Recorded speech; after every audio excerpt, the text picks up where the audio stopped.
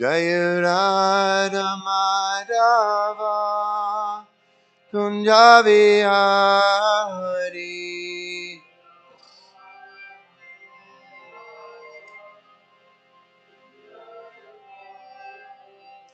Jayurada Madhava Kunjavihari.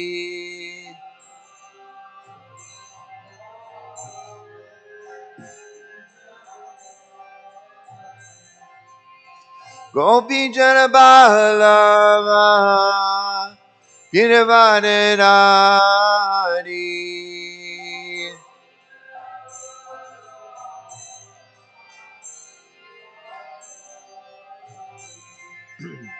Gopi Jana Ballava Girivardhari.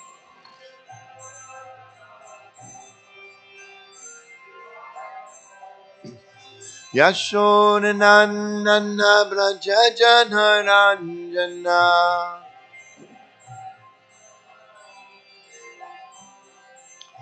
Yashodanandana Braja Janaranjana.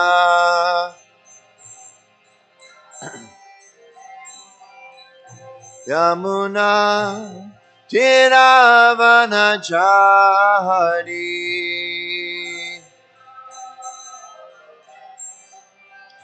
Yamuna Tiravanachari.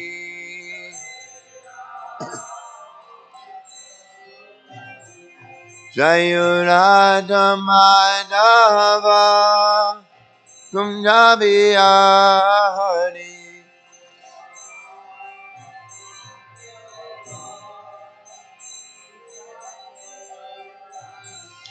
Jayurada Madhava Kunjabihari.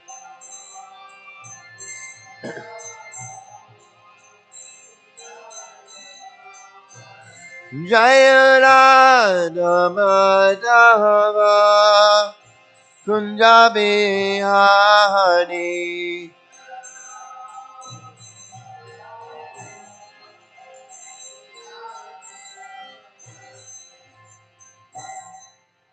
Jai Om Vishnupad Paramahamsa Purivajikacharya Astu Tarasata Srimad. His Divine Grace A.C. Bhaktivedanta Swami Shri Prabhupada Ki Jai. Jai Om Vishnupad Paramahamsa Purivajikacharya Astu Tarasata Srimad. His Divine Grace Shri Bhakti Siddhanta Saraswati Goswami Maharaj Prabhupada Ki Jai. Shri Shri Kishore Kishore Ki Jai. Shri Jagannath Baladev Subhadra Ki Jai. Shri Shri Gauritai Ki Jai. Gaur Premanandi Hari Hari Bol. All glories to the assembled devotees. All glories to the assembled devotees. All glories to the assembled devotees. All glories, Shri Shri Guru Garanga, Srila Prabhupada Ki Jai.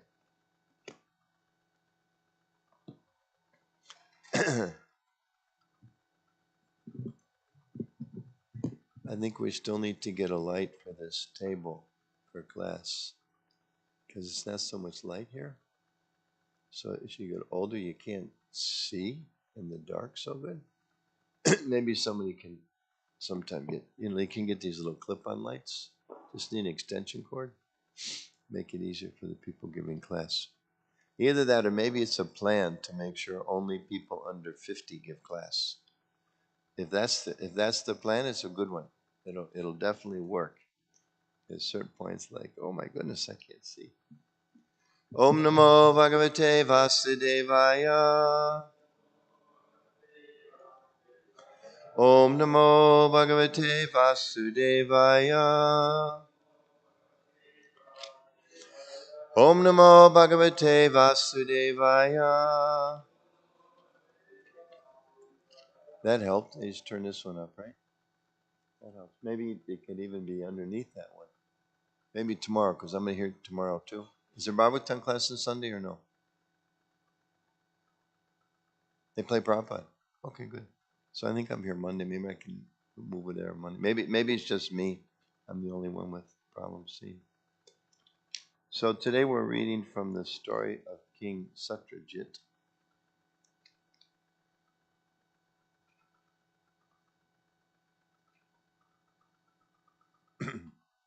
So Srimad Bhagavatam, Canto 10, Chapter 56, beginning with verse number 12. There's a lot of verses with no purport. And there's a couple verses with one line purports. So we'll just read a bit and then stop and comment a little bit. There's one, text 22 has quite a lengthy purport. So we'll read 12 through 22. So the next day it's 23. So is 12 up here? Should be Sayachito Manim Kvati. That was there? Okay, great. Sayachito Manim Kvapi Yajurajaya Shodina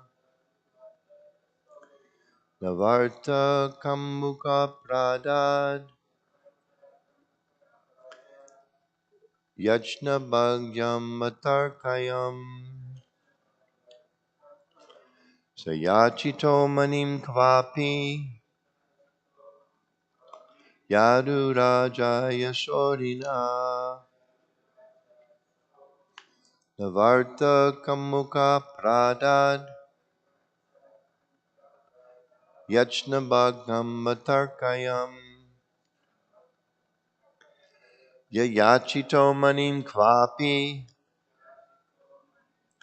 Yadurajaya Shodina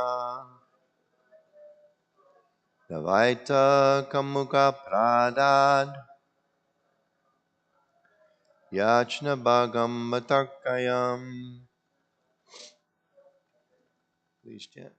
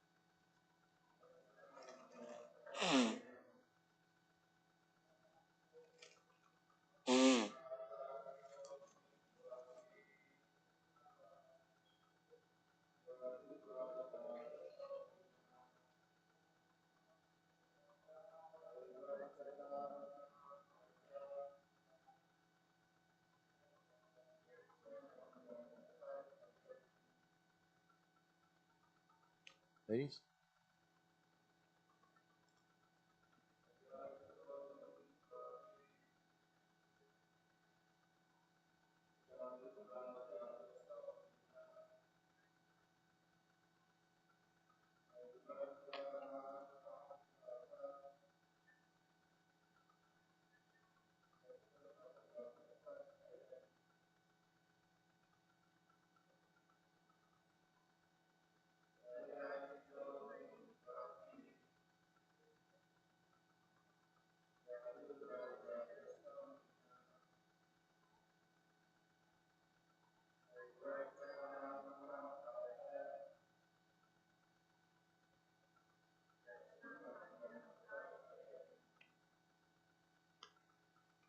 Word meaning Sa He Jambavan Api moreover Chakre made Kumarlasya for his child Manim the jewel Kridanakam a toy Bile in the cave Apasyan not seen Bhataram his brother Brata it's getting softer and softer. Am I reading the wrong one? Okay, just correcting. The page flipped. Okay. That's what's coming though, just so you have a preview. Sorry. Yeah, it's funny. Everybody started out very loud. You got soft and so I says, something's going wrong here. I don't know what it is. Okay, so text 12, word for word. Satrajit. So that starts the same, right? That's why everybody, okay. Very tricky. See, it's just Krishna's showing us we have to be very attentive. There's a little bit of inattentiveness. Havoc can come. Yakichit, Yachita requested. Manim, the gem. Kva api, on one occasion. Yadurajaya, for the king of the Yadus, Ugrasena. Surina, by Lord Krishna. Na, not.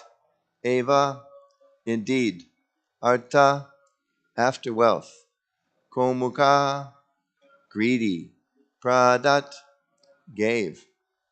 Yachna, of the request. Bhagam, the transgression. Atarkayan, not considering. Okay, on one occasion, Lord Krishna requested Satyajit to give the jewel to the Yadu king Ugrasena. But Satyajit was so greedy that he refused. He gave no thought to the seriousness of the offense he committed by denying the Lord's request. Please repeat. On one occasion, Lord Krishna requested Satyajit to give the jewel to the Yadu king, Ugrasena. But Satyajit was so greedy that he refused. He gave no thought to the seriousness of the offense he committed by denying the Lord's request. So there's no purport. We'll go on. Should I read all of the Sanskrit? What do you usually do here? There's a series.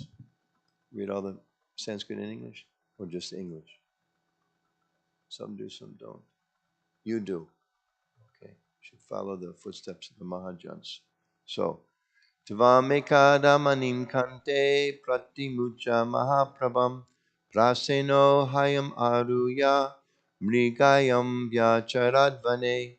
Once Satyajit's brother, Prasnena, having hung the brilliant jewel about his neck, mounted a horse and went hunting in the forest. Purport. The inauspicious result of Satyajit's refusal of Lord Krishna's request is about to manifest. Prasenam ha hayam hatva manim achidah keshari girim vishan jambavata nihato manim ichita. A lion killed Prasena and his horse and took the jewel. But when the lion entered a mountain cave, he was killed by Jambavan, who wanted the jewel. Sopi chakre kumarasya manim ki danakam bale apasyan brataran brata satrajit prayatat yata. Within the cave, Jambavan let his young son have the Samvyataka jewel as a toy to play with. Meanwhile, Satrajit, not seeing his brother return, became deeply troubled. Praya Krishnena nihato mani grivo vanam gataha bratama meti tachrutva karne karne japanjanaha. He said, Krishna probably killed my brother, who went to the forest wearing the jewel on his neck. The general populace heard this accusation and began whispering it in one another's ears. Krishna killed him. You ever heard those whispers? Watch out for those whispers. Very dangerous whispers. Bhagavam staduparushta duryasho liptamatmani marstum prasnena padavin anvapadyattanagarai. When Lord Krishna heard this rumor, he wanted to remove the stain on his reputation.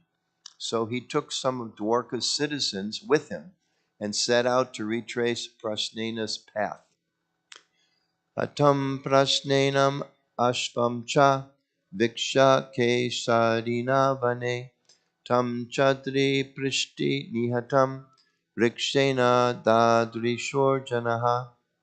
In the forest, they found Prashnina and his horse, both killed by the lion. Further on, they found the lion dead on a mountainside, slain by Riksha, Jambavan.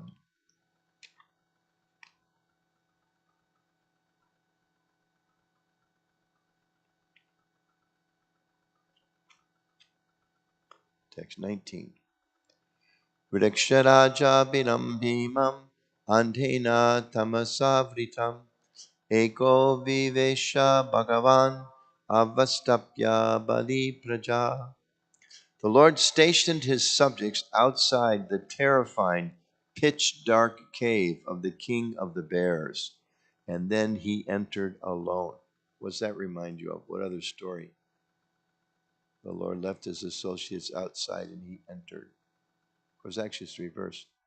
With the snake is the opposite. He was watching and they all marched in the cave. No worries. Krishna will take care of us. But here he said, no, you stay here. I'll take care of this. Into the pitch black, terrifying cave. Tatra drisvamani preshtam balakridanakam kritam hartum krita matistasmin avataste bhanuktite. There, Lord Krishna saw that the most precious of jewels had been made into a child's plaything. Determined to take it away, he approached the child. Tamapurvannaram turisva datri chukroshabitavat tachtrautvad vyadavat krudha jambavan balinambaraha. The child's nurse cried out in fear upon seeing that extraordinary person standing before them.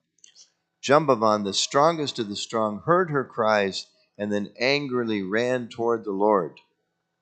Savai Bhagavatena yuyudhe svani natmanaha purusham prakritam matva kupito nanubhavavit. So 22, that's the last one we're going to read. Unaware of his true position and thinking him, capitalized both he and him, an ordinary man, Jambavan angrily began fighting with the Supreme Lord, his master. Purport by the disciples of Srila Prabhupada. The words Purusham Prakritam Matva, quote, thinking him a mundane person, end quote, are very significant. So-called Vedic scholars, including most Western ones, enjoyed translating the word Purusham as man, even when the word refers to Lord Krishna. And thus their unauthorized translations of Vedic literatures are tainted by their materialistic conceptions of the Godhead. However, here it is clearly stated that it was because Jambavan misunderstood the Lord's position that he considered him Prakrita Purusha, a mundane person. In other words, the Lord is actually Purushottam, the ultimate transcendental person.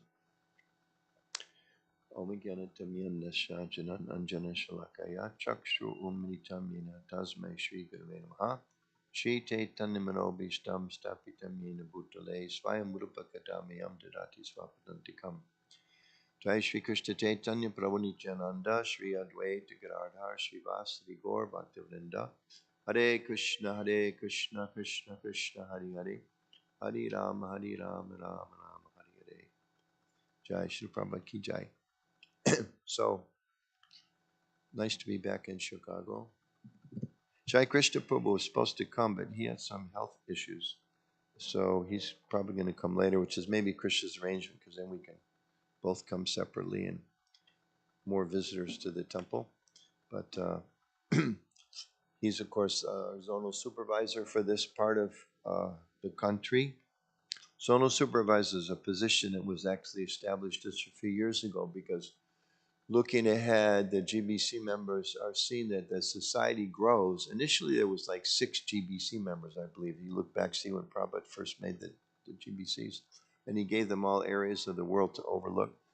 And then it grew, I think, whatever, 12, 20.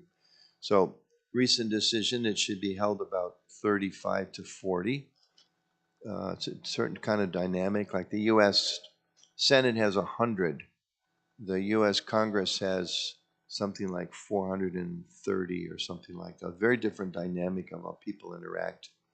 Oftentimes they say like board of directors should be like, 5 to 7, 5 to 9. So different size groups have different uh, kind of dynamics, the way they can interact and know each other and come to discussion and decision. So it was decided let's stick with about 35, 40. But then in order to have that work, as the society grows, you can't have, one GBC person with 20 temples, 30 temples, 50 temples, 100 temples, because just like Christian churches, there's how many are on this street, right? And there's the big Catholic church, but there's probably more if you go further down. In Washington, D.C., there's was a street, was it Wisconsin Boulevard? One of those you go and you just go temple after temple after mosque after mosque after church. So, or some places you go, there's so many Catholic churches or so many whatever Lutheran church. So we're going to grow and we're going to have more places. So that's why this position of zonal supervisor was created. So there's like a regional secretary, the GBC oversees. Gradually, we're moving towards 5 in North America, 1 in the Northeast, 1 in the Southeast, 1 in the center, 1 in the West, and then the North, which is Canada and a few states up there, like Montana, I think North Dakota, South, a few of those states like that. So that's the, we're moving towards that plan. So right now it's not that way.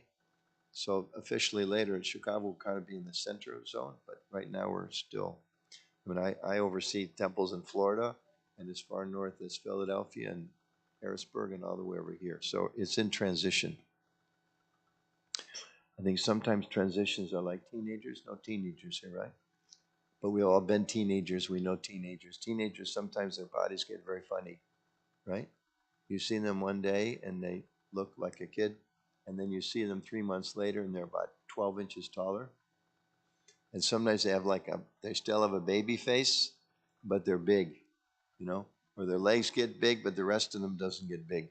Or like the growth pattern is like not completely, thank you, not completely mature. So in a similar way, we're kind of in the middle of this transition. So that's his role. That's why he's not here right now, but he'll be coming again soon. So and it's always nice for me to visit here. It's one of the things that's so stunning is the caliber, and obviously that means the devotion of the deity worship here is always so impressive. The deities are really stunning. Is this outfit, this backdrop is made in India, probably, or we have such expert seamstresses here? What in Vrindavan? Yeah. We know which place, which company, which people, which one? Yeah, well, everything comes from Loi Bazaar. Any material thing in the world can be found in Loi Bazaar, and everything connected to Krishna can be found in Loi Bazaar. Yeah, these are particularly. And who designs them? Who's the designer? They do them there. Who chooses here? The temple means the floor or the walls or the head Bajari. Okay, the Mataji does it. Yeah, yeah, she's very exquisite taste. Really beautiful, so ornate. And nice big garlands and turbans. Everybody has very elaborate turbans or headdresses with their crowns. Very beautiful.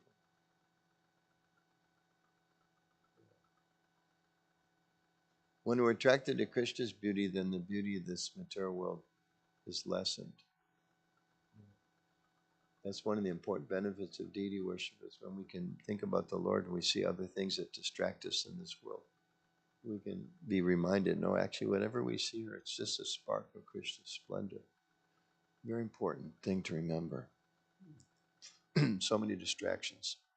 We're reading yesterday from Beyond Birth and Death, and an interesting description. Prabhupada talks about how the senses are hungry. I didn't remember him using that term elsewhere. He says all the senses are hungry. The eyes are hungry to see something. They long to see. Ears want to hear something. The tongue wants to taste something. So it's like a hunger. It's just like, we all know, like when you don't eat, your stomach, like, and your tongue craves something. So the other senses are the same way. They're craving things. But actually, we're craving Krishna. We're craving to be connected with the Lord. So if we can always remember how beautiful He is and see how beautiful He is. And it's interesting too when you think about it. When we sing the prayers in the morning to the spiritual master, one of them being how he's worshiping the Lord so nicely. And before Prabhupada came, there was no worship like this anywhere in the world. It's one of the amazing things that Prabhupada accomplished. You think, he established temples everywhere, and he published so many books, he made so many devotees, but he established temple worship, and not just temple worship. You don't do this so nicely here just because the head Pujari has good taste. I'm sure there's all kinds of things she could do otherwise with her time, but she's established an appreciation and a devotion and affection, all of you have, for worshiping the Lord in such an opulent way. But where did that come from? Even you go like even, not all, but I mean, some temples today, like even in Vrindavan, the worship is a very high standard. And a lot of them has gotten better in the last few years because people coming from around the world and giving donations. But, wonderfully, the devotion of the Pujaris, we can never comment on. It's inconceivable for us what the devotion would be of some of these Pujaris taking care of these deeds. But the standard of worship, not so high in a lot of places, some but not others. But Prabhupada came here and made this a priority. And really, within a very short period of time, established such a high standard of worship of the deities all around the world. So today, you can come here, you can go to Kazakhstan, you can go to Kenya, you can go to Perth, you can go to Rio de Janeiro. I think there's a temple there. So many places in different parts of the world and see. And it's not always as gorgeous as here. It's very exceptional. But this emphasis on deity worship is there, which in so many ways, of course, pleases the Lord, but essentially, as part of our practice of bhakti, it helps us focus our minds on our devotion to Krishna and our prayers. The Lord's there. So it's again just one other gift, just like you have these nice posters left from the 50th anniversary about Prabhupada's contributions. I don't know if there's one up there about deities. There should be. Is there one on that side? Yeah, it's one of his great contributions. And we should think too a little bit when we see the deities, we should at least sometimes remember that because of Prabhupada's contribution and his insistence, it's like the stories about when Prabhupada was in Vrindavan, and as we know, everywhere he traveled, somehow or other, he was just so transcendental to the bodily needs. He would just sleep a few hours a day, and sometimes in the middle of the night, right, he would call his secretary to wake him up. I think that if I remember the story, I think it was at nighttime. He rings the bell, secretary runs in. Do you hear that? No, Prabhupada, I don't hear it. Yes, the bell is not ringing. He instilled this practice. Every hour on the hour, the bell has to ring. Maybe they don't do it at night, I can't remember. So maybe the story was during the day. But sometime they probably called them in. Do you hear that? No, I don't hear anything, Prabhupada. Yes, you're not hearing anything because the chokidar is not ringing the bell. The bell's supposed to be rung on the hour, every time, every day. Very insistent on all these details. And there's stories, I again believe it's in Los Angeles, forgive me, it's the wrong place. Prabhupada went for his walk, and some of the lady disciples said would stay and clean his room super immaculately while he was gone. Everything was so amazingly clean. And one story, Prabhupada came home and there was a little box of something on his desk. And he opened the inside of the box and he wiped it with his fingers. Who has cleaned this? Like he found the dirt. Again, Guru, Acharya, just to show us we shouldn't be negligent. So much attention has to be there, especially, of course, with worshiping the deity, to make sure everything's standard cleanliness is very high. Because ultimately we have to clean our own hearts. I was listening to a lecture yesterday, and Prabhupada's, day before yesterday, Prabhupada was saying, until you get rid of all the material desires in your heart, you can't go back to Godhead. And I was seeing other places he talks about, you just take shelter of Lord Chaitanya. He'll forgive all these things. But here he was saying every single thing has to be clean. So We have to be very attentive to these things. And Prabhupada he gave us this high standard. Because again, you go a lot of places and the standard of deity worship, there's a lot of different Vedic or Hindu communities, they have deity worship. But almost, you hear this regularly from people. They go, oh, the ISKCON, such beautiful deity worship.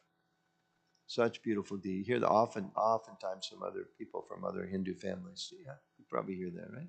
All the time. So, oh, but it's deity worship in ISKCON is so special. And then they also say the books are so special. I was just hearing recently in Washington, D.C., one of the members was the president there had, Ananda Vrindavan had a very senior devotee, initiated devotee, Gopal Krishna Maharaj's disciple, has been coming for 50 years. And then another devotee who's not initiated but a big supporter of the temple, they gave the Sunday feast class together. And lost my train of thought introducing them. They were saying, what was my point? Sorry, forgive me. I lost the train of thought. Okay, guess it wasn't that important because nobody picked up on it. The deity worship. Yeah, oh, yes. He was making this point that, so many people that, yeah, that how oh yeah, there was the books, thank you. He was saying how this other person who's not initiated was saying you can go to so many temples, and a lot of people from in the Hindu communities, they don't just come here. They go to different temples in this temple. But he's saying you come here, there's philosophy. He was appreciated. And he was a person who's given a lot of money to build other temples. But he was saying one thing that's different from this kind of community. There's so much emphasis on philosophy. So we worship the deities, but it's like, why do we worship the deities? We chant mantras, but why do we chant mantras? We offer prasadam, but why do we offer prasadam? Right? We want to help our kids be God conscious. Why do we want to help our kids be God conscious? All these things are there, which is really important. And we were talking, I was driving back with Paramatma Prabhu yesterday from the airport, and we are talking about how it's especially important for young people and for like the American mindset. And we're in America, and we're trying to reach out to young people because the Western mindset and young people's mindset is why. You should do this. Why? We all know we all were young. Maybe some of you had more pious families, some were from Indian families, and they say, why? You have to. Okay, I have to do it. But the more Western mindset is why. Who says? What are my options? What are my choices? They want to be convinced. So Prabhupada said, if we're not convinced, how are we going to convince others? So we have to make sure we're convinced to convince others. And even I was thinking, even like, we say, well, Indian culture, so many of our members are from India, say, okay, well, they just kind of accept. But yeah, but we know the way the young people upset. Yes, auntie, yes, uncle. And then they walk out the door and do something else. Americans are less polite. They just tell you no to their face. Indian culture, yes, yes, yes, and then they go do it anyway. Because it's impolite to say, yeah, it's impolite to say no, but you just go do it anyway. So either way, they're not convinced. So our duty is to become convinced and to share that with others. So in this series of verses, a very interesting story with Satyajit and the famous jewel that made him appear like the sun god. So in the Gita, Krishna explains he comes for three purposes. One is to annihilate the miscreants, the other to deliver the pious, and to reestablish the principles of religion, which means he's teaching. As we know, like in Bhagavad Gita, Uddhava Gita, so many places, he's directly teaching and giving spiritual instruction to all of us. And Prabhupada mentions many times that there's different ways of learning. And he explains an intelligent person, they hear and then they apply that. They'll follow that in their life by that hearing process. He says a less intelligent person, they hear about it, but then they see. So he gives examples. So if you steal, you'll be punished. Okay, I don't steal. A less not so intelligent person, they hear they shouldn't do it, and then they see a criminal arrested and dragged away. Oh, I get it.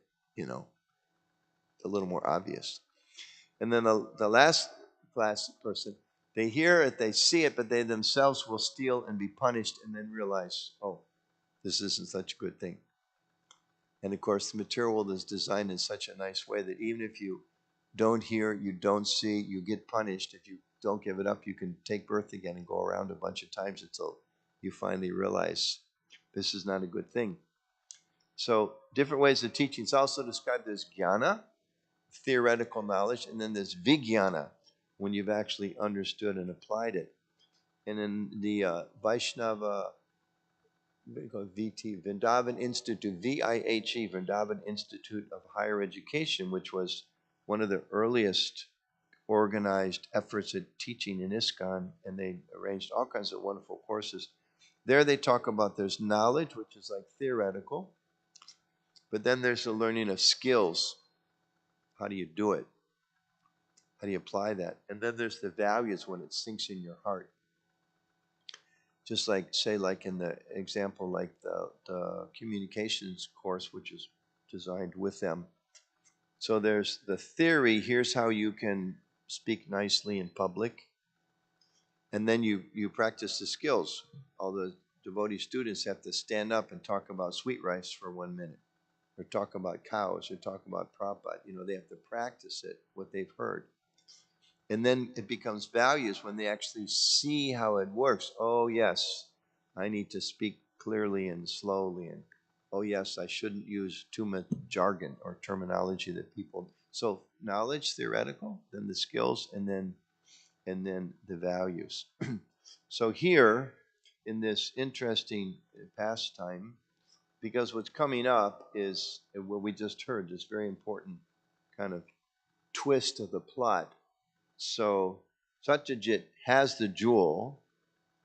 Krishna told him, hey, why don't you just give this to the king? I mean, he's the king. Everything in that system belongs to the king. So you should give it to him. And he refuses. And the word is used in the verse. He's so greedy. Like God comes and says, please give it to the king. Krishna doesn't even come and say, give it to me. He says, hey, you should give it to the king. That's the system. Give it to the king. I'm not going to give it to the king. I want it. So that offense is there. And then in the introduction to the chapter, the devotees that have translated and comment, they mention how by enacting the pastimes involving the Shamantaka jewel, the Lord demonstrated the futility of material wealth. So you can say it's demonstrating the futility of material wealth, as well as the complexity of material wealth, as well as the danger of material wealth, and as well as the two-sided, two-edged sword of material wealth. Generally, in this world, people are very enthusiastic to get a lot of wealth, because we're all here because we desire some sense gratification. Bewildered into thinking I'm the body, and bewildered into thinking I'm the enjoyer. I want my senses, the body is basically a group of senses. I want my senses to interact with things that bring some gratification and keep away the things that I don't like. So if I have money, I can build a fence around my house and keep out people I don't like. And if I have money, I can build a big house, and I can put a TV screen in every room, and I can put I can have all the electrical wires. If I have money, I can put the telephone wires underground instead of above ground, so that it's prettier.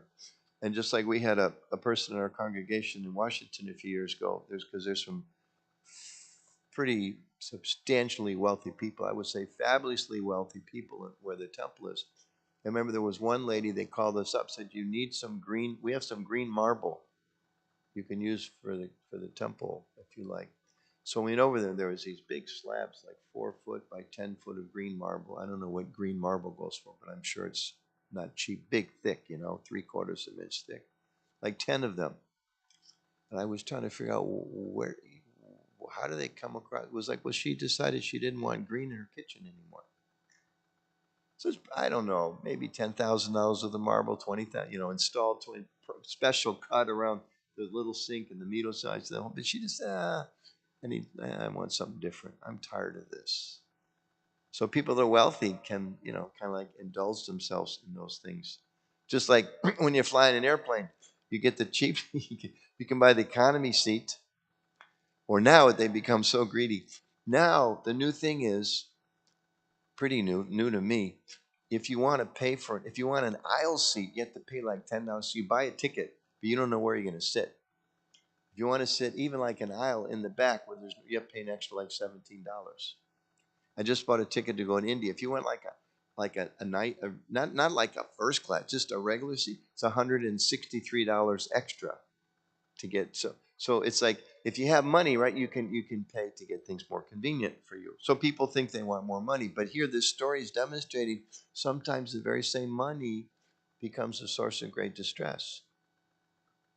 And we see this played out in many ways. So here this story is there to help us understand that. So Satyajit, he was a friend of the sun god, and the sun god had, or maybe the worshiper says friend in what we're reading. He gave him this wonderfully opulent gift of this jewel that was so bright. And I think the last verse we read just before today, maybe yesterday, that produced how many? 170 pounds, I think, of gold a day. Did anybody do the calculations yesterday in today's dollars? 3 million. 3 million of gold a day. Okay. $3 million a day, every day. So you wake up, there's $3 million, $3 million. So over a year, it's what? Is that a billion? It's 900 million. It's like a billion, I think, right?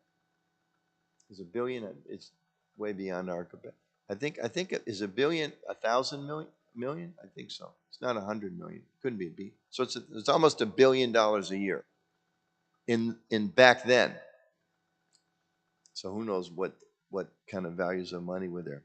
So much money, so much opulence, and therefore he was really attached to it, right? But it's interesting too because there's also the story of the hen that laid the golden egg, right? Similar story. I guess I don't know what culture that comes from, but that there's a hen that lays golden eggs every day. Another gold egg, another day a gold egg. A lot of money. Maybe not 3 million a day. Wasn't a 170-pound egg, but it was still a pretty big piece of gold. A little tiny piece of gold. Like I think the gold leafing here was like $50,000, and that's thin, thin, thin. So gold so valuable. So I have a can that's laying this egg, but my mind starts thinking, it's too slow. It's not enough. I'm getting one gold egg a day. Maybe I could get two. Maybe I get three. How come I can't get three? I would like three. I want three. I need three. How do I get three? Okay, wow. They're in the hen. They're in the hen. I just have to get inside, get them. So chop off the head, but then they kill the bird. So it's an interesting story. So here's Satyajit. Oh, please get thing away. No, no, no, I want it.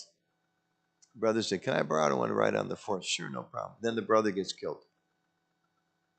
So this story is there to help us understand the complexities of this material world. And also as devotees to understand, ultimately we may have something, and the nature, I was just thinking about this the other day. How do I change my mentality from being attached to something to being appreciative? Because if I'm attached to something, let's say I like this chair. I'm thinking, okay, I like this chair. I want this chair. I want to keep this chair. I don't want anybody else to have this chair. Go away. You're threatening this chair. All kinds of negativity comes up. But if I'm actually understanding, let's say it's in my house and I quote, own the chair. If I'm understanding, actually, this chair is a gift to Krishna. And he's very kindly given it to me. And I'm so grateful that he's given it to me. And not only that, but I know if I get up and go to the next room, he's going to give me another chair. I don't have to worry about this chair. I don't have to fight over this chair. I don't have to think, because sooner or later, I'm going to leave this chair. And it's like in my apartment at home, I have like a couple of things that were handed down in the family. And, I don't know where they started from, a grandfather grave, but they're gone. The aunt or the uncle or the grandmother who bought that chair, they're gone. They don't know what happened to that chair. So right now I'm thinking it's my chair. I'm going to lose it someday also too. But still we get attached. It's my car, it's my chair, it's my favorite dress, it's my favorite dhoti, even something small. Describing even a sannyasi has to be careful to get attached to your danda and your pot. So so the danger is there. We become attached to something and we think we depend upon it, when actually what we depend upon is Krishna. Because Krishna gave us the chair or the shirt or the dress or the dhoti. Krishna gave us the husband. Krishna gave us the wife. Krishna gave us the service. Krishna gave us whatever little money we have. Krishna gave us the car. And he can give it and he can take it away. A wonderful story, I love this, where Prabhupada says his father used to often say, God, in his Vishnu form has 10 hands. I have 2. So with his 10, if he wants to give me, how much can I take? And with his 10 and my 2, if he tries to take away, how much can I keep? Whereas materialistic person is described as always thinking, right? 16th chapter Bhagavad Gita. Who's my friend? Who's my enemy? And I live in Washington, D.C. We see recently, in recent years, we have like some leadership of the country that made it really obvious, you're my friend until I turn on you. And we've all had that experience of, very, well, maybe not all. Many of us had experiences. Somebody who's a friend one day, they become an adversary the next. Or somebody's an adversary one day, they become a friend the next. Or someone that's very healthy one day, they become unhealthy the next day. This is not a world that we can depend upon. But the pain comes, one of the pain that we experience is when we try to hold on to it. So Satyajit was like, I want this jewel. I'm not, God himself comes and says he wants to take it. I'm not giving it to him. Sorry. This is my jewel. Right? But what's the net result of it? His brother gets killed, gets murdered. Of course, in the end, there's a happy ending, but that's coming up. We're not going to give away the story. So because of his attachment to this jewel, the jewel itself, which he thought was the source of happiness, kills his brother. What a paradox. The very thing that he thought was the source of his enjoyment killed his brother. So it's revealing to us the complexities that come out of this material world, which is a whole additional reason. As devotees, we want to be clean-hearted and pure in our behavior and in our words and our thoughts to please the Lord, because we know that our thoughts and our words and our bodies, they belong to the Lord. And we're offering them in the service of our spiritual masters and the previous acharyas. So we want to do that, but also we understand that wherever there's some little sin, it grows. Like my grandson recently was asked to do a reading. He's in a junior high school, so he's actually give a little speech. And I actually have to read it because the recording's not so good. But he says in this speech how his parents had left some money on the table, and he took it, like a $20 bill. And then they realized, well, nobody's been in the house. It's all family members. So did you take that money? No, I didn't take that money. So first he stole. Now he lies. Okay? And now he offends his parents. And he's hurt the relationship. All for little greed for some material thing. So the whole story got very bad. So then his father told him, well, go think about it. Go in your room and think about it. So the next morning, the $20 showed up again. And there was a whole, rebuilding the relationship and all that. But, it was pleasing to the crowd who heard this speech, and certainly to us as, grandparents to see. He told this whole story, how this experience had taught him the importance of trust, because he realized that if he lost the trust of his parents, what's his future going to be like? If even his parents can't trust him, what's his future going to be like? But he had to go through, apparently he did go through, this painful experience of allowing his senses and his mind and his greed to do something without thinking through what's the result going to be. But because of that one little, I mean, what's $20? Who cares? You know, if he'd asked his father, "Can I have $20? What do you need it for? I want to buy this." "Sure, no problem. Here's 40." But he didn't do that. He stole it. He stole it, and because of that theft, led to lies, led to this, led to this, led to this, and fortunately he realized it was a mistake, and he turned it all around and became like a happy end, and he wrote a speech and got a bunch of applause out of his being a thief because he overcame it. If he hadn't overcome it, it just leads to more and more and more and more problems. And we see this. So this is another reason we're talking last night, you know, these days, like in the yoga community, bhakti's become like a big thing. Bhakti. I practice bhakti. But it's bhakti yoga. It's not just bhakti. Or some people, yeah, I'm into yoga. Okay. Well, but it's bhakti yoga. You know, for us, that's it. The two parts have to go hand in hand. Just like Prabhupada would translate bhakti as devotional service. He didn't translate it as devotion. So there's devotion, but there has to be service. If there's just service without devotion, it's like karma yoga, but it's a bhakti yoga. We want to have so do the right thing, but do it with feeling. So when we don't do the right thing, it just leads, you know, the whole world is it's a mess. And I was thinking again, living in Washington, D.C., sometimes take people to see the monuments and things. And there's a famous, the second inaugural address by Abraham Lincoln, when they're right in the middle of the Civil War and millions of people have died and they're not sure when it's going to end.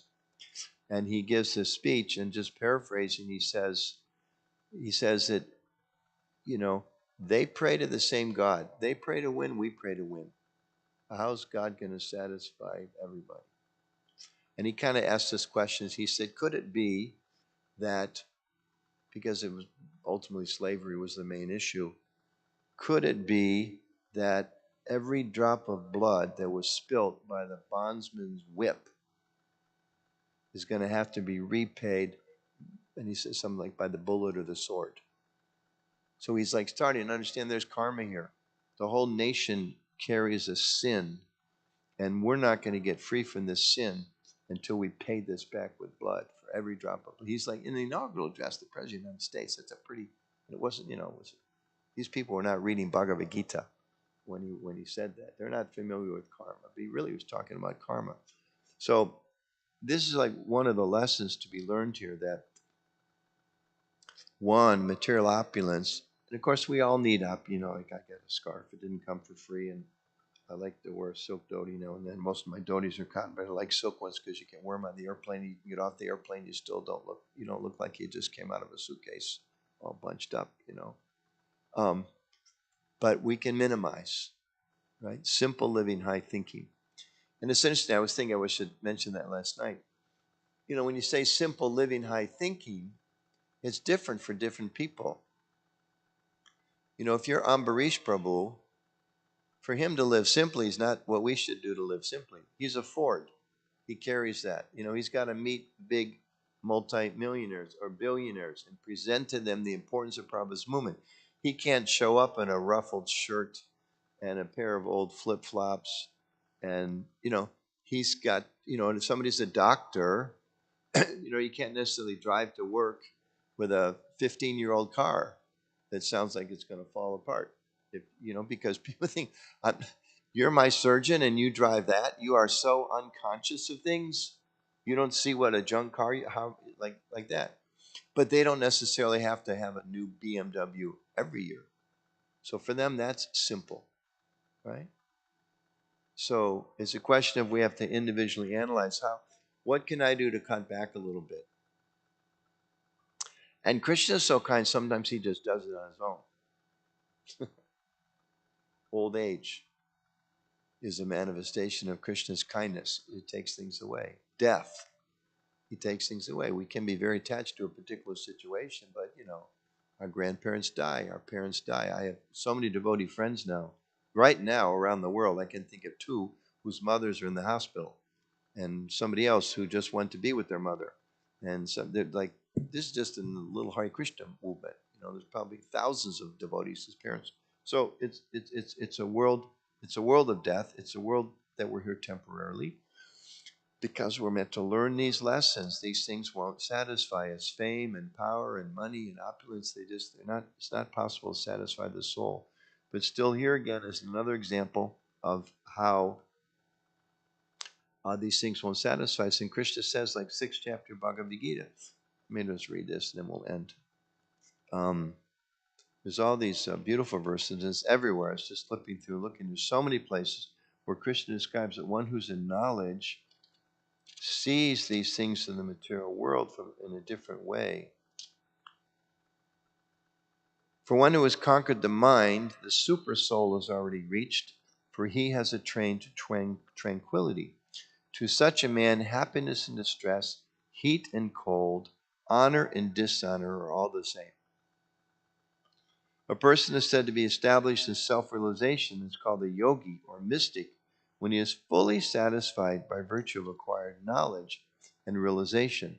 Such a person is situated in transcendence and is self-controlled. He sees everything, whether it be pebbles, stones, or, related to this story, what? Pebbles, stones, or gold, as the same. One more. A person is considered still further advanced when he regards honest well-wishers, affectionate benefactors, the neutral mediators, the envious, friends and enemies, the pious and the sinners, all with an equal mind, even further advanced. So that's where we are trying to get. And this story is one other wonderful source of information about seeing, just again, hearing that material things can become entangling. Now we're seeing, we're hearing, but we're seeing the results with Satyajit of how his greed and eventually and his offense to the Lord did him in. So the same thing he thought was going to bring him pleasure brought him suffering. Raise your hand if you've ever experienced anything you thought was going to bring you pleasure that brought you misery. Never. Pretty common experience. Questions or comments? Yes, Bill.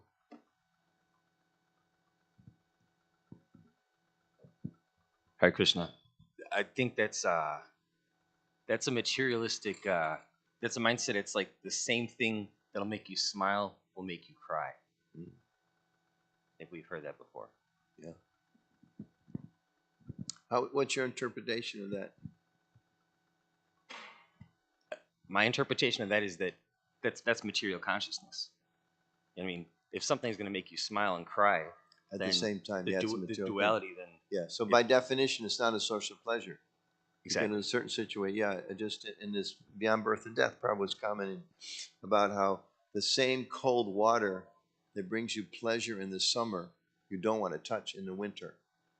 It's the same thing.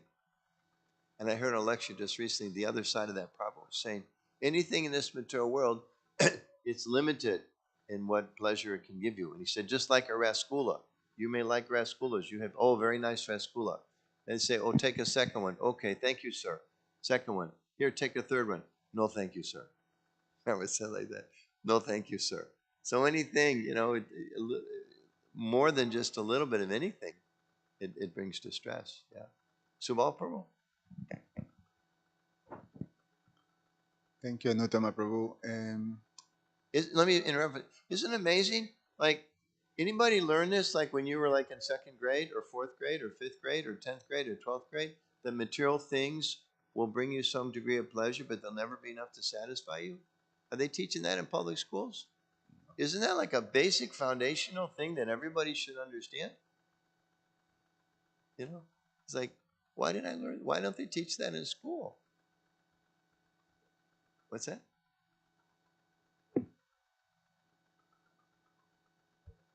Yeah, we have to help educate. That's why Prabhupada's mission. Yeah. Yes, Prabhu. it's such a, you know, very important sort of lesson of the psychology of the whole thing of um, especially for Satyajit was a Jadu, an associate of the Lord. So even as a devotee, the dangers of of having received the benefits of being an associate of the Lord, or being a servant of the Lord, or being in the service, uh, and receiving that type of opulence, or some result of that, and becoming entangled with that. And especially I notice in the purport how is highlighted that the offense towards the Lord is going to now bring all these consequences. And and then also the sort of frivolous uh, use of the stone, that I mean, the brother just goes to hunt. Why do you want to take such a valuable, you know, thing just to go and into the jungle Yeah, and hunt? he's clearly just It's, showing it off. yes, it's all showing off. I'll show him. Same with Satyajit walking, in the streets Yeah. of Dwarka, dazzling everybody with. Yeah. Why would you want to do that? Pride. To show up. So to create this display of being the controller, or being a great demigod. So but the offense part that brings to this sort of calamity that comes to you. And sometimes we see that we have to be very careful when we have we receive these benefits, or these opulence, of this recognition in the service of the Lord, and then make choices that can create all kinds of offenses, and the consequences could be very, very dire. But the story that you told about your grandson is very, very nice, in terms of um, at least coming to the process. And we see that Satyajit did that when Krishna exposed the whole thing, and then he was quite repentant, and also apologetic towards the Lord, who offered her son, her daughter, for the Lord. But he still accepted the jewel back. I mean, reluctantly, but he took it back, which caused eventually his demise too, and the fall down of some other Yadus, Akrura, and etc., etc. So it's quite something. It's quite telling, the whole pastime, when we start to internalize it in our reality. I don't know if you want to comment on that. No, that was. I don't need to comment on your comment. It's a great comment. Yeah, it's just we have to be. I mean, particularly like you said, Satyajit, he was a Yadu, member of the Yadu dynasty. He wasn't a Rakshasa, but still he became influenced. So we have to be. It's a good additional point. We have to be very careful. We shouldn't think that I'm a devotee. These things can't happen to me. You know, we should think I'm a devotee. Therefore, I'm fortunate because I have this knowledge by Krishna's grace, Guru's grace, Shastra's grace. I should be careful and avoid these things. We should never hear something and think, oh, I remember sometimes you give class and you're thinking like, I hope she's listening to this point because she really needs to hear this. I hope he hears them. No, I have to hear. Maybe it's manifesting more strongly in some person's life right now, that particular point, but it's there with me too. Sometimes it may be I'm a worse expression of the problem than anybody else there, or maybe it's very subtle in me, but there's going to be some of that there. Some of us maybe, greed is a big issue. Somebody else, anger is an issue. Others maybe, I don't have much issues with anger, but there's still some there. So when we hear some lesson about overcoming anger, we should internalize that as best we can too. Thank you. Any comments over here?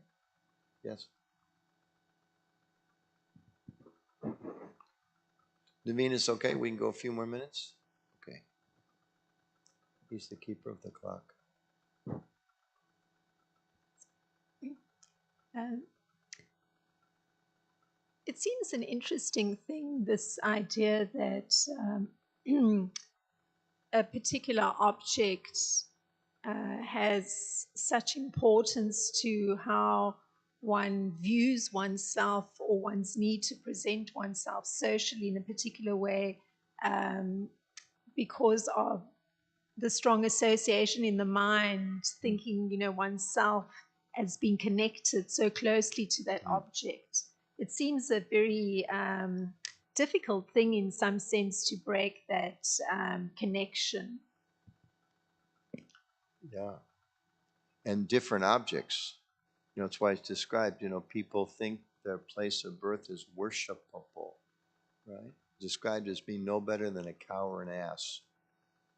That everybody thinks their place is worshipable. It's just the nature of things. I mean, not everybody. People that are spiritually advanced don't. But I mean, like, right, we're right in the middle of football season, right? So, like, go Baltimore or go Chicago or, go this or go that. People strongly identify with that. They identify, I mean, there's huge wars going on right now because people identify, I'm this, you're that. I belong to this tribe, you belong to that tribe. And, and again, Prabhupada gives the example about a person who has a wealthy person he particularly talks about has a nice car, and there's an accident, and they're thinking, I am this car. So they jump out. You hit me. I didn't hit you. What are you talking about? I hit this car. No, you hit me. Like that, And yeah, and we all have that. I remember when I was a new devotee and moved into the temple, and we all the brahmacharis had like one of those lockers like in high school to keep your stuff. And we went on Harinam one day, and I don't know how long I've been around, weeks or months. I don't think I was initiated yet. And when at Harinam, we came back, and one of the devotees, I think he was a little premature in his effort to help me, but he decided to go into my locker and throw away all the things that weren't necessary in my Krishna consciousness. That, and it was like, okay, I don't think this is the nicest way to treat people. These aren't your things, they're my things. Teach me I should give them up. Don't just take them and throw them away. The same thing is like, oh God, that ring was given to me by so and so, and it was like you have some attachment. So yeah, ultimately we have to cut those attachments, and yeah, it's not always easy. I mean, ultimately we don't have to cut the attachment. Ultimately, we have to cut the attachment that says it's mine. To think, okay, I have this car. Thank you very much, Krishna. Let me use it nicely in your service. Like there's beautiful stories of Prabhupada. One comes to mind.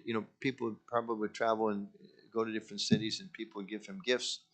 Prabhupada went to one place. They gave him like a very expensive watch. I don't know if it was a Rolex or something, but very expensive watch. Remember this, Jitendra, this story? Very expensive watch. And then Prabhupada went to the next city, and some disciple gave him a little cheap $20 watch. So Prabhupada took the watch, took off his old, the one he'd had for a week or a month or whatever, the expensive watch, the $2,000 watch, whatever it was, took that off his wrist, gave it to the disciple. He accepted this gift. Oh, it's very kind of you to give me that, no sense of attachment. Okay, wait, thank you very much for the gift. And then he walks out of the room. He tells his disciple, give this to somebody. It's a piece of junk. Look at what I've got. Completely the opposite. Just like everything's coming. And it's interesting because if when we read Prabhupada's life, Prabhupada was, came from a middle class family. He was fairly affluent most of his life. And, it had been predicted he could, become so wealthy. But he had, he was reasonably wealthy, well-off person. And Krishna took everything away from him. I mean, when he took everything away. And he went to Jhansi, started that whole program, and got the land and the beautiful place, and started this whole program, and the whole city was supporting. And then a little intrigue, kind of like here, a little intrigue, all gone, everything gone, finished, nothing. He put, I think, a couple years effort into that. Just gone. Why did Krishna have to do that? I mean, why did Krishna have to do that? Prabhupada describes this again. It's in the Lilamrita. He was gored once. I might have mentioned this last time I was here. He was gored by a cow. And Prabhupada says he was lying there in the street thinking, Krishna, why did this happen? Now, some of us, we may think, Krishna, why did this happen? And we lose. It came up last night. Lose our faith, lose our faith because of some test. Why did my child have to die? Why did my money have to be lost? Why did I have to get sick? Why this? Why this? Why this? Why is the world such a mess? But, we can see clearly in Prabhupada's case, Jhansi was just because Krishna had bigger plans for him. Bigger plans. Why did Krishna arrange for Mr. Nair and all the repeated problems with Mumbai? One point when there was that big fight for the Juhu temple, at one point the disciples were so like bewildered by the whole thing, they canceled the purchase order. So Prabhupada had to like fix that. Like they shot themselves in the foot on their own legal standing. And Prabhupada's, refiguring the whole thing. And so why so difficult? Because today we look back at that and we know Giriraj Maharaj wrote a whole book about it. What a glorious effort Srila Prabhupada made. So for devotees of that caliber, Krishna puts these challenges because it demonstrates for all of us how we can learn how to act, how to be strong, how to have faith in Krishna, and to see what the depth, the purity, the faithfulness of our acharyas. And this, in a similar way, why does he put these different challenges and tests and problems for us? Prabhupada writes, the devotee thinks that, I actually deserve whatever suffering comes. I deserve much more than this because of my past sins. But Krishna's minimized that, and these are teaching opportunities for me. And it's another reason we need devotee association, because it's one thing to say theoretically, but then when it comes, it's like, oh gosh, oh gosh, Krishna, this is not so easy. And that's when we need devotees to say, come on, you know this. You can get through this. I'll help you get through. I'm here with you. Tomorrow will be better. Krishna will help. And already we're seeing this. I mean, you all should know that maybe your name won't go up on a plaque, but 50 years from now, 100 years from now, 500 years from now, people are going to be back and talking about all of you and how glorious you were. I promise you. They may not know you all by name, but they're going to talk about how you in this generation, how glorious you were, that against all odds, in the midst of a materialistic civilization, that every year they legalize another thing we say you shouldn't do. But still, we're going on and trying to spread Krishna consciousness and waking people up and helping them connect with Krishna and going out in the cold and so many things that we do. So yeah, it's coming. Should we stop? Okay. Jai Srila Prabhupada Ki Jai. Thank you all very much. Jai Prabhupada.